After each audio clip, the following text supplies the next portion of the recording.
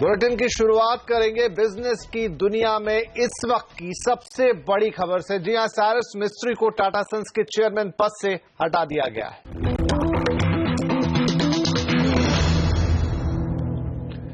Tata sons के board ने Cyrus मिस्त्री को चेयरमैन पद से हटा दिया है। साइरस मिस्त्री 28 दिसंबर 2012 से टाटा सन्स के चेयरमैन थे। टाटा सन्स के बोर्ड ने रतन टाटा को अंतरिम चेयरमैन नियुक्त किया है। अब नए चेयरमैन के लिए सिलेक्शन कमेटी का गठन किया गया है। यह कमेटी 4 महीने में नया चेयरमैन नियुक्त करेगी। सिलेक्शन कमेटी में रतन टाटा के अलावा वेणु श्रीनिवासन, अमित चंद्रा, रोनेन सेन और कुमार भट्टाचार्य शामिल हैं। इधर कंपनी ने प्रेस रिलीज जारी कर कहा है कि लंबी अवधि में ग्रोथ को ध्यान में रखते हुए यह फेरबदल किया गया है। बोर्ड ने शेयरधारकों के फैसले के मुताबिक चेयरमैन को हटाने का फैसला किया है। नए चेयरमैन के चुनाव तक रतन टाटा अंतरिम चेयरमैन बने रहेंगे।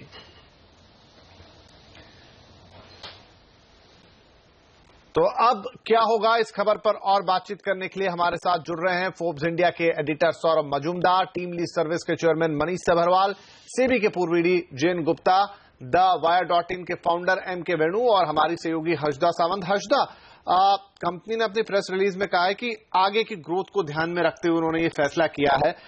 क्या किसी भी तरह की सुगबुगाहट थी इस तरह की, या ये आज खबर एक तरह से बॉम्ब की तरह आई है? बॉम्ब ही फटा है आप पे, ये कहना बिल्कुल सही होगा, क्योंकि इसका बिल्कुल अंदाजा नहीं था और एक मेजर शॉक है।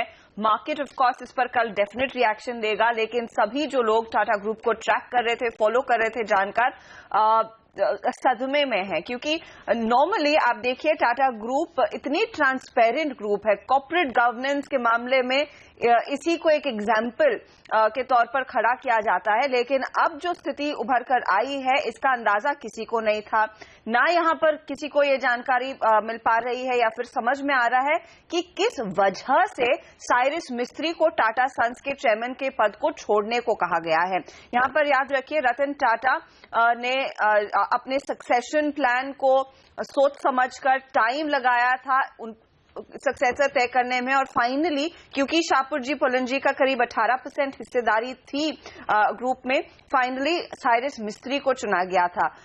अब बहुत सारी अटकलें हैं कि क्यों ये कदम लिया गया है। कुछ लोग कह रहे हैं कि ये सिर्फ परफॉर्मेंस बेस्ड है, कि बोर्ड बिल्कुल खुश नहीं था कि साइरस मिस्त्री ने जिस तरह से परफॉर्म किया है, या फिर कंपनी जो करंट सिचुएशन से गुजर रही है। याद रखिए, साइरस मिस्त्री ने ये ओनरशिप ली थी कि जो भी क्राइसिस एरियाज हैं उनको सॉर्ट आउट किया जाए, स्पेशली टाटा कोरस वाली डील के बाद। आपको याद होगा, क्योंकि जिस बुरी तरह से वो साइकिल टर्न की थी, कोरस एक लायबिलिटी बन गई थी और साइरस मिस्त्री ने अपने खुद पर लिया था कि वो उसे क्लीन आउट करेंगे वहां। और उस लिहाज से एटलीस्ट मुझे समझ नहीं आ रहा है किस तरह की परफॉर्मेंस की बात हो रही है यहाँ पर। एम.के. वेणु, जब साइरस मिस्त्री चेयरमैन बने थे टाटा सन्स के, तो भी एक तरीके के आश्चर्यजनक, किसी ने एक्सपेक्ट ही नहीं किया था और वो चेयरमैन बन के आए, और लगभग उसी तरह से उनकी विदाई हो रही है।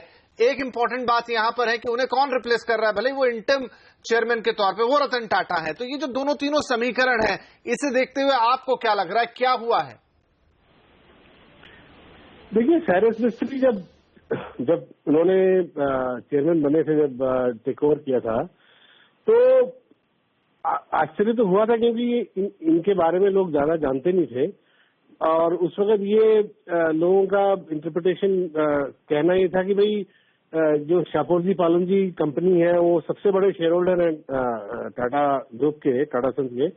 तो एक तरह से उनका उस हिसाब से एक हक बनता था कि भाई एक बड़े चंक टाटा सन्स शेयर के वो ओनर के फैमिली से आते हैं और टाटा फैमिली से हैं। तो एक किस्म से एक बहुत ही लोकी सक्सेशन था, और ये भी माना जा रहा था कि रतन टाटा उनको गाइड करते रहेंगे, कंटिन्यूटी भी रहेगा।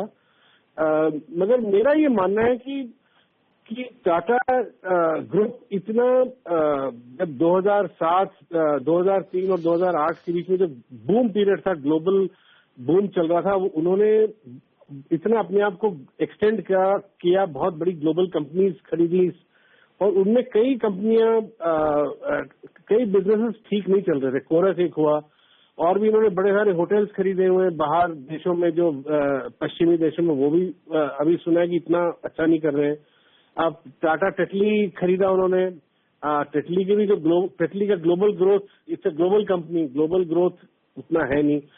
तो साइरस मिस्त्री को जो विरासत में काफी मुश्किलें उनको मिली हैं, जो कंपनियां जो मिली हैं, और उनका मैंडेट ये था कि धीरे धीरे सब जो एसेट्स जो ज्यादा रिटर्न नहीं दे रही उनको धीरे धीरे बेचा जाए, और वो उसमें लगे हुए थे। और उसमें मेरे ख्याल दिक्कतें आई हैं, और उनका जो टाटा ग्रुप के जो कंपनियों के जो सीईओज हैं उनसे उनका किस तरह का तालमेल रहा है, ये कुछ ठीक से समझ नहीं आ रहा।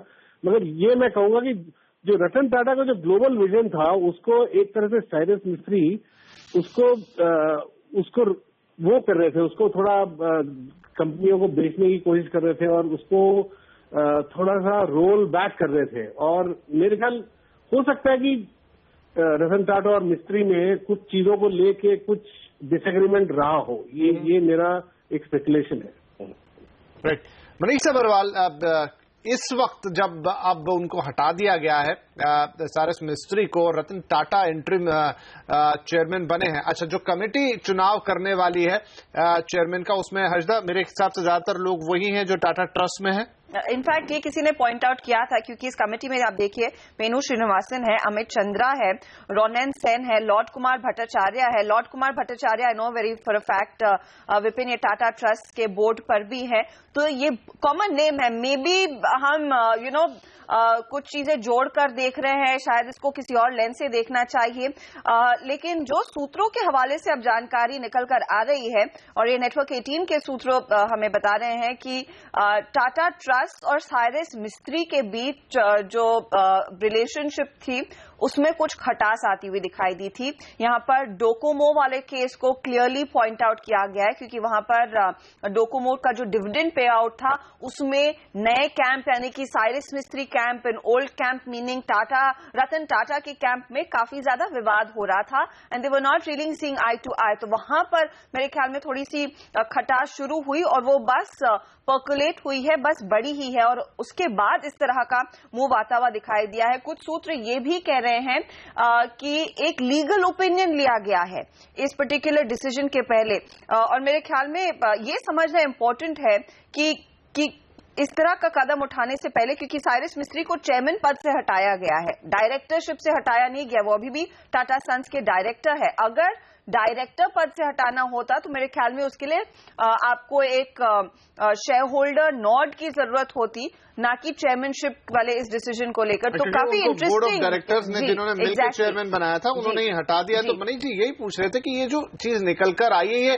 ये हमारे लिए जरूर एक शॉक है, लेकिन क्या कई दिनों से रतन टाटा और साइरस मिस्त्री के जो रिश्ते थे, जो उनके बीच की अंडरस्टैंडिंग थी, वो ट्रैक पर नहीं थी? जी, उनकी इंटरनल स्टोरी तो मेरे को मालूम नहीं होगी, लेकिन ये कोई ना सोचे कि ये बहुत मुश्किल जॉब है। शायद प्राइवेट सेक्टर में सबसे डिफिकल्ट जॉब है चेयरमैन ऑफ टाटा ग्रुप, क्योंकि अब टाटा को डिसाइड करना पड़ेगा कि वो कंपनी है या प्राइवेट इक्विटी फंड है या म्यूचुअल फंड है। 3 कंपनियां उनकी 150 कंपनियां में से 70% प्रॉफिट देती हैं।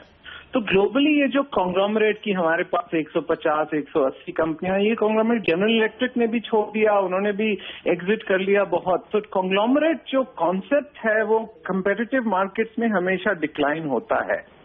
तो ये शायद उस क्रॉस रोड्स पे खड़े हैं टाटा कि डिसाइड करने पड़ेगा, और इसलिए उनका नेक्स्ट कैंडिडेट चॉइस बहुत इंपॉर्टेंट होगा कि ये कंपनी है जो बिजनेसेस चलाती हैं, या म्यूचुअल फंड है जो पब्लिकली लिस्टेड कंपनीज में इन्वेस्ट करती हैं, या प्राइवेट इक्विटी फंड है जो एक्टिव इन्वेस्टमेंट करते हैं। मनीष, क्योंकि आप काफी क्लोजली ऐसे स्ट्रक्चर्स को फॉलो करते हैं, सक्सेशन प्लान करना हम सब कहते हैं ना, चाहे वो छोटी कंपनी हो, बड़े से बड़े कंग्लोमरेट्स हो।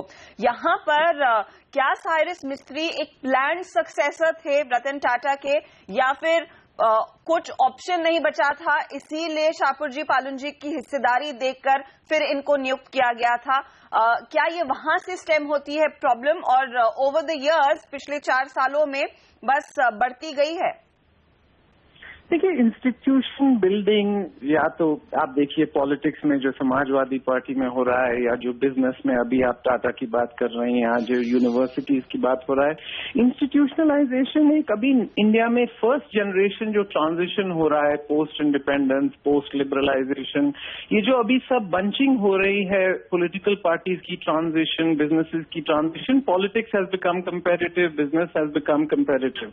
तो ये बहुत इंपॉर्टेंट बात है कि institution building, the difference between a cult and a founder is that cult and a religion is that one outlives its founders. तो अभी बहुत ये पहली इंस्टेंस नहीं है जहां ये टेस्ट होगा कि सक्सेशन प्लानिंग हुआ था या नहीं हुआ था, और वेकअप कॉल है बहुत कंपनीज के लिए कि सक्सेशन प्लानिंग के बारे में सोचना पड़ेगा। लेकिन ये भी इम्पोर्टेंट बात है कि सक्सेशन प्लानिंग का सक्सेस ग्लोबली भी बहुत मिक्स्ड होता है। तो ऐसे चेंजेस और ऐसे शॉक्स और ऐसे क्विक रिवर्सल्स बहुत और कॉमन होंगे अगले 5-10 साल में, कॉर्पोरेट इंडिया में, पॉलिटिक्स में, यूनिवर्सिटीज में, हर जैसे इंस्टीट्यूशन। यहाँ पर एक और इंटरेस्टिंग चीज है, और वो ये कि जो हम सोर्सेस से देख रहे हैं, CNBC TV 18 से भी खबर आ रही कि जो शाहपुरजी पालनजी ग्रुप है वो शायद चैलेंज कर सकता है जिस तरीके से यहाँ पर साइरस मिस्त्री को हटाया गया है, इलीगल ग्रुप की तरफ से करार दिया गया, इस तरह से सूत्रों से हमें खबर मिली। जैन गुप्ता साहब, टेक्निकलिटीज यहाँ पर देखें तो कितना ये पॉसिबल है, क्योंकि बोर्ड ऑफ डायरेक्टर जो बोर्ड था उन्होंने मिलकर चुना था इनको चेयरमैन से पद से, और उन्हीं को हटा रहे हैं, तो क्या यहाँ किसी तरह का कोई ब्रीच ऑफ कंडक्ट हो रहा है जिसे चैलेंज किया जा सकता है? देखिए, अगर हम प्योरली लॉ के हिसाब से देखें तो कंपनीज एक्ट का प्रोविजन है कि एक जो बोर्ड मीटिंग है वो 7 दिन के नोटिस पे करी जाती है, और 7 दिन से कम का नोटिस भी किया जाता है अगर उस बोर्ड मीटिंग में एक इंडिपेंडेंट डायरेक्टर प्रेजेंट है। और मान लीजिए इंडिपेंडेंट डायरेक्टर नहीं भी प्रेजेंट है तो जो भी डिसीजन है वो बाकी डायरेक्टर्स को अप्रूव करना होता है, जो मेजोरिटी ऑफ डायरेक्टर्स को। तो यहाँ पे जो एक सवाल आता है कि वो इम्प्रॉपर है, ये मेरी बात मतलब मुझे नहीं लगता है।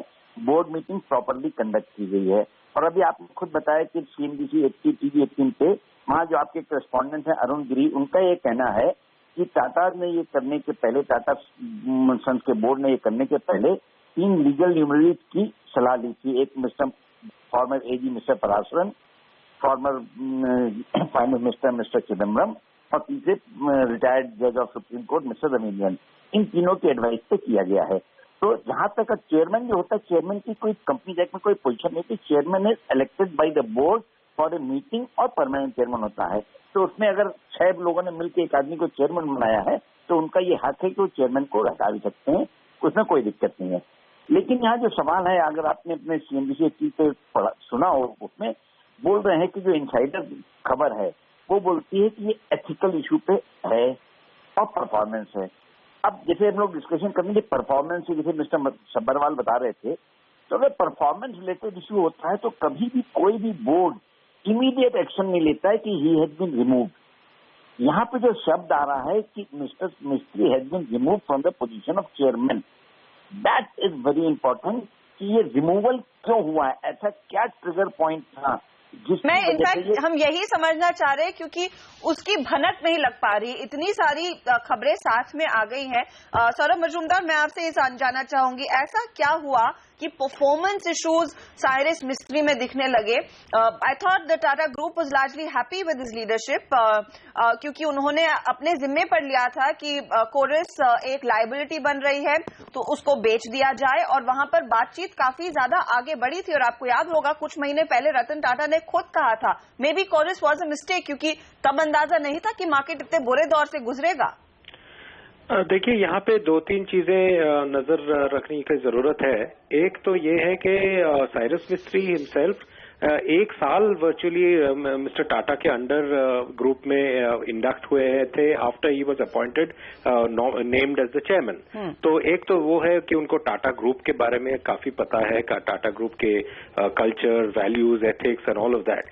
लेकिन दूसरा ये चीज है कि ऑब्वियसली उनके आने के बाद, उनके फुल फ्लेजेड टेक ओवर होने के बाद उनका वर्किंग स्टाइल, उनका स्ट्रेटेजिक विजन जो है ग्रुप के लिए, वो शायद ही दूसरे old guard in that sense जो है उनके साथ मेलजोल नहीं खा रही थी। वो तो ऑब्वियस ही है, क्योंकि ये तो स्ट्रेटेजिक डिसएग्रीमेंट्स तो होंगे ही, और वो तो हुए हैं, नहीं तो ये डिसीजन लिया नहीं जा सकता है।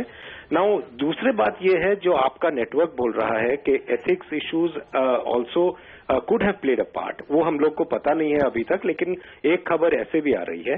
तो वो क्या प्रेशर पॉइंट था वो अभी हम लोगों को पता नहीं है, क्योंकि बहुत ही कम खबर निकला है आज तक, खाली एक ही प्रेस रिलीज और थोड़ा सा खबर निकल रहा है कि रिप्लेस किया गया है जी। अब इसके चक्कर में यही समझ में आ रहा है कि 2-3 प्रेशर पॉइंट्स तो है, एक ethics, management style and strategic vision, और दूसरा ये है कि उनका और जो ओल्ड गार्ड का है उनका मेलजोल नहीं खाना। लेकिन जो बड़ा चीज ये है अभी कि 18.6% लेके जो शेयर होल्डर अभी भी डायरेक्टरशिप में बोर्ड में बैठे हैं और चैलेंज किए हैं according to the network information, तो उनका ये जो सिचुएशन है ये काफी बड़ा हो सकता है आगे जाके, हो चुका है ऑलरेडी, क्योंकि अगर आप अब द पलोन्जी ग्रुप चैलेंज कर रहा है एक decision of the Tata group, वो आगे चल के काफी डैमेजिंग हो सकता है अनलेस हैंडल्ड प्रॉपर्ली। तो चलिए यही एक बहुत बड़ी अब चुनौती होगी टाटा ग्रुप के सामने कि एक तो अगर कानूनी रूप से चुनौती दे दी जाए तो उसको कैसे दिखाएंगे, अब ग्रुप की साख पर क्या इस पूरे घटनाक्रम से कोई बट्टा लगेगा, और आगे ये कि अगर कोई नया चेयरमैन लाना है तो वो होगा कौन, क्योंकि बहुत मशक्कत के बाद सारस मिस्त्री को ढूंढा गया था, अब जब दूसरा चेयरमैन ढूंढना होगा तो क्या कोई है सामने या फिर एक लंबा प्रोसेस होगा। तो ये सारे सवालों का जवाब जानने की कोशिश करेंगे इस छोटे से ब्रेक के बाद।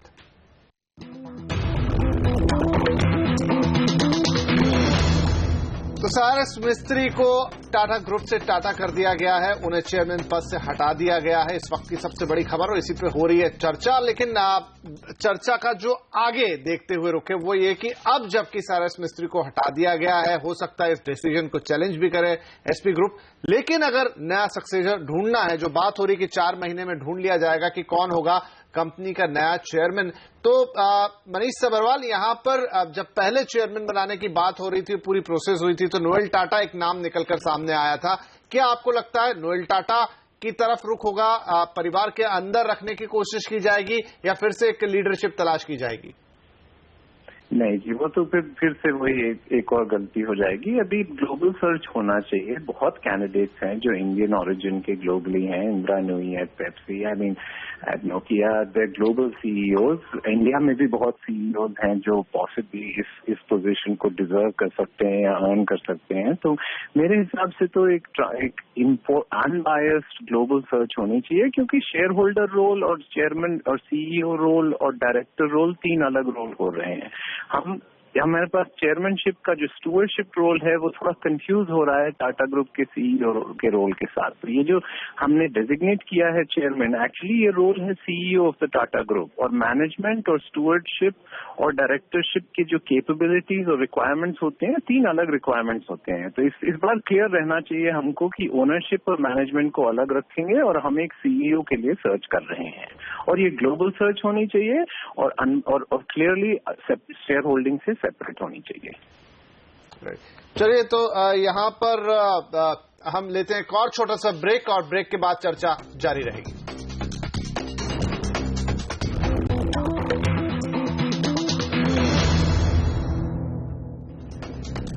इस वक्त की सबसे बड़ी खबर यही जिस पर हो रही है चर्चा कि सारस मिस्त्री को टाटा सन्स के या टाटा ग्रुप के चेयरमैन पद से हटा दिया गया है।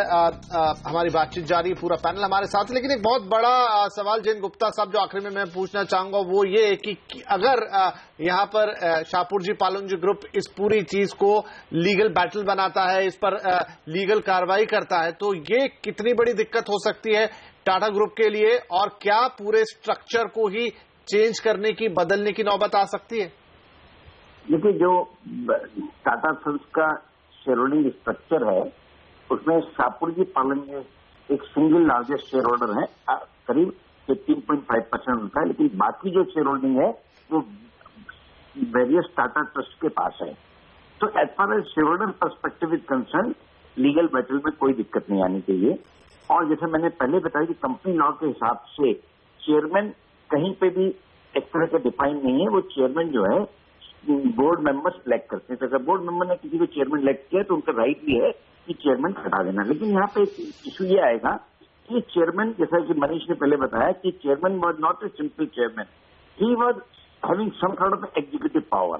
तो यहाँ पे इसको देखना पड़ेगा कि टर्म्स ऑफ अपॉइंटमेंट क्या थे, क्या कोई उनका एग्रीमेंट साइन हुआ था या नहीं साइन हुआ था, क्योंकि ये पब्लिक डोमेन में तो है नहीं।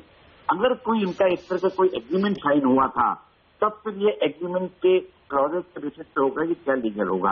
लेकिन in normal course legal battle से तो जीत जाएंगे टाटा, लेकिन जो इससे डैमेज होगी इनके स्ट्रक्चर पे, इनकी रेपुटेशन पे, क्योंकि पिछले 150 साल में कभी भी टाटा सन्स में इस तरह की प्रॉब्लम नहीं आई तो शेयर होल्डर आपस में झगड़ा करें।